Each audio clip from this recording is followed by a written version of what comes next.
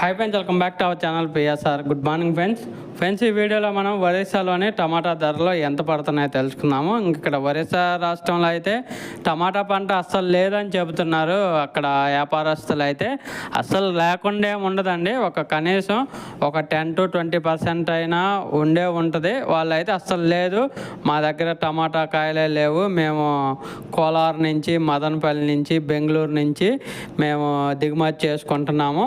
అది కూడా గోళీకాయలు అంటే థర్డ్ క్వాలిటీ ఉంటాయి కదా, ఆ కాయలు మాత్రమే మేము దిగుమతి చేస్తున్నాము.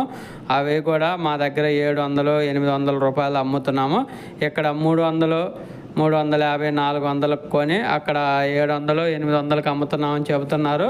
రానున్న రోజుల్లో ఇక్కడ ఒరిస్సా నుంచి ఇంకొంచెం దిగుమతి మన సైడ్ నుంచి పెంచే అవకాశం ఉందని చెబుతున్నారు. ఒకవేళ దిగుమతి కింద పెరిగితే రేట్లు అయితే మనకి ఇబ్బంది ఉండదు, ఇంతకంటే కొంచెం బెటర్గా ఉండొచ్చు ఇప్పుడున్న రేట్ల కంటే.